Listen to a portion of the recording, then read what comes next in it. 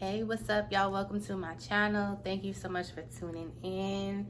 And yeah, time for an IVF journey update. So this one, it's not going to be too long. There's not really much to update y'all on. But I did want to tell y'all about my surgery.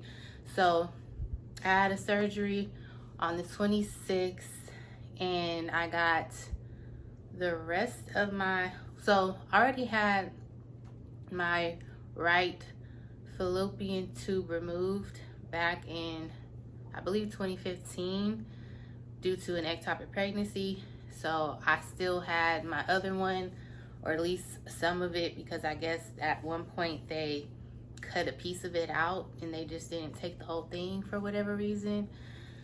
So I still had that one, being, what's the word? Useless. There we go. Useless. Perfect word. My tubes was just in there being useless. So it had to come out. But yeah, so I got that taken care of, and then I had to get a polyp removed from my uterine lining because it would have interfered with the embryo implanting. So I had to get that taken care of before the transfer. And so I got that taken care of. The surgery went well. The only thing was that when I woke up from the anesthesia, I was so nauseous. Like, this is the most nausea I've ever felt, nauseated I've ever felt in my life. Like, it was like, and I'm probably over exaggerating, but I was very nauseous, like, on the way home. And then another thing is that once I woke up, I don't even know how long they had me laying there out of the surgery, but I feel like once I woke up, I probably had, got up and got dressed within 10 minutes because I had to go pick up my son from school. And then I didn't want to have my mom come, have to leave to go pick my son up and then come back. So I was just trying to make it easier, so I got up, got dressed, and then the ride home was just really, really bad. Like, I was so irritable and I just couldn't wait to get out of the car. So thankfully it wasn't a long drive, but that was probably the only thing. It was just the nauseous feeling that I had to endure for the remainder of the day. And then soreness around the incision areas. There's like 3 different incision areas that they use. They went through the incision where they did my C-section, and then like through my belly button, and then like a little bit off to the side. So 3 different parts of my abdomen that was, a little sore. I had a little spotting, but other than that, it wasn't too terrible. I just felt a little bit drained the following days after the surgery. I was just a little tired, so I just kind of took it easy. Luckily, I didn't really have anything planned that I needed to do, and I had like a week off from school, so I didn't have to worry about homework, thankfully. So, that worked out. So yeah, got the surgery done. That's one less thing that I have to worry about. And, hopefully, because I still have to wait for them to give the biopsy results, because they always like to take a sample from the polyp, whatever, and just make sure that, it's no cancerous cells or anything. So I have to wait back to hear from that. And then I guess the next step is to wait for my menstrual cycle to start. And so the last video I talked about how I was going to just move forward with the transfer, and that was going to be what I would do. I would, use the 2 embryos that I have and, go to the next step and transfer them. But after a lot of thinking and contemplating and just really trying to figure out what would be the best decision, I feel like at this point in time, I am now swaying to do another retrieval. And so that is, I don't know, I think that's the right thing to do. That's what I feel like is the right thing to do for me in my situation. Is I don't want to, years to go by and I'm like, oh, I want to do this whole process again. I kind of just want to be one and done. So I just don't feel comfortable with only having 2 embryos. I feel like I like having like the safety blanket would be having at least 4, 5 normal embryos, and then from there, just in case the first transfer doesn't work or the first embryo doesn't take, then I have those options. And then also the whole situation with the 2 embryos being the same gender, that was something that really meant a lot to me, having a certain gender. And so, I don't expect certain people to understand. I know there's people that are like, well, just be happy with whatever gender you get, which I get, I understand. And that's how I feel, That's why I was considering just moving forward, because I would have been happy with whatever gender baby I would have been blessed with, which is facts. That's how I feel. But since I have this opportunity, I have the means to, do another retrieval. I think that financially, at this point, I've already met my deductible. I've already met my out-of-pocket maximum. So I just feel like the fact that I have the cycle left to do another retrieval and then do the transfer, it's just like, I just have options, basically, is what I'm saying. It doesn't have to be like, oh, I have to do this a certain way. Like, no, this is what I feel like I want to do and the way I feel like I want to proceed. So, yeah, that's how I'm feeling. So I'm just, like I said, waiting for menstrual cycle to start, and then my advocate will be made aware, and then from there, they'll let me know the steps. So my first go around, I remember it went by pretty quickly, and that's the thing. Like, I think I was kind of really focused on a timeline. Like, I was telling myself, oh, by the end of April, or beginning of April, end of March, I should, be able to say, okay, I'm pregnant. You know what I mean? But, at this point, it's just like, I'm not necessarily rushing for it to be like, because at the same time, I have to think about how quickly this whole process has actually happened. Like, I literally started the birth control December 22nd, was on birth control for about 2 weeks, stopped birth control January 16th. A few days later, on my birthday, the 21st, I started the stems. And then on the 2nd of February is when I had my retrieval.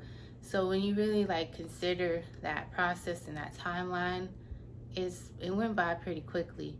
It's just the whole waiting for them to make it to 7 days or make it to 5-day blastocyst, and then having to wait 2 weeks for the PGT results. Those different things that you have to wait for, it does feel like the time is going by super slow. So, but besides those points, it's like it could be a pretty quick process. So, with that being said, I don't have any problem with doing that process again, because it wasn't super difficult for me. Yeah, it was a lot at times, but I don't think it was anything that I can't handle for a second time around, basically. So yeah, I'm swaying, really swaying towards doing another retrieval to get some more embryos. And then I definitely have to look into some people were mentioning making sure that just looking into how, you know, banking embryos works and how much that will cost, if it's going to be covered by my insurance. I still have to look into those things. And once the time comes, I'll be getting, you know, more information about it. But yeah, so that's where we are right now. I already had the surgery, and the next step that I really feel like I want to move forward with is another retrieval. So, was there anything else I wanted to talk about? Just wanted to update you guys. I do have a lock journey video that I'm going to upload, just because, like I said, I want to start posting different types of videos that don't have to necessarily do with my IVF journey, because there are going to be points where I don't really have nothing to tell y'all. It's not going to be no real updates. So I want to, you know, to be consistent with posting things. So I'm going to post that probably in my next video. And yeah, we'll go from there. So again, I want to just say shout out to everyone who has showed me any type of love and support during this process. Anyone who has sent any encouraging words, thoughtful words, and I just really do appreciate it, because like I said in the beginning, this is very personal. Okay, it's very personal, and it's also very risky, because you know it can go either way. You know what I mean? Like, by the end of this, I could not have no baby, and then what do I say? You know what I'm saying? So it's just like, ugh. But I also think that I know that God, He does make an example out of us, and I've always felt that way, just for the simple fact that I haven't been able to have kids or more kids naturally, and that was just something that I just accepted. It was just like, well, I'm the example of the one, you know what I'm saying, one child woman, you know what I mean? So I know that a lot of women could relate to this journey. And also the whole being a single mom by choice. Before I even really considered this, I had no idea. I didn't really think about, you know, the women that are out there that are making this decision because it's something that means a lot to them, and it's something that they really want to do. And so I'm also, you know, representing the women out there who haven't been able to really experience a certain lifestyle, the lifestyle of getting married and having, you know, a whole bunch of kids running around in your household. Like, I represent the women who haven't been able to have that, you know what I'm saying? And so it's like, it doesn't mean that it's the end of the world. It doesn't mean that you have to be miserable, you know what I'm saying? Like, there's just different ways that you can find happiness and find peace and just accept the life that you have, and, you know, also create the life that you want. And so this is what this journey represents at the end of the day. So I really enjoy watching other people's IVF journey. That's been something that the type of content I've been consuming a lot lately.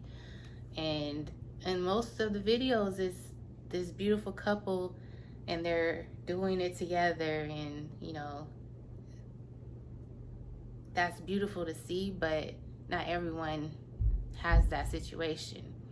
And so that's why I kind of, you know, feel like it's important for women like myself to see this type of journey play out and know the possibilities and be encouraged to go after the life that you want, and understand that it doesn't have to go a certain way. Like, you don't have to go by the book, you know. You can make your own life, your own decisions, and find peace and happiness with those decisions that you choose for yourself. So, yeah. I really wanted to say that. That was important to me. That's something I want to continue to talk about and just express and just remind people that it's okay to not have the conventional life. It's okay to not have the traditional life. You know what I mean? Because at the end of the day, people, they're gonna have opinions about how you live your life. And I think what's important is, as long as you ain't hurting nobody, as long as you being a good person, as long as you are, doing what makes you happy and taking care of, the people that you love and cherish in your life, then it's just like you doing it right. What else is there for you to do at that point? So I will end this video on that note. Thank y'all so much for watching. I really do appreciate it. I would feel really silly if nobody was watching these videos. So thank y'all for caring. And yeah, until next time. Bye.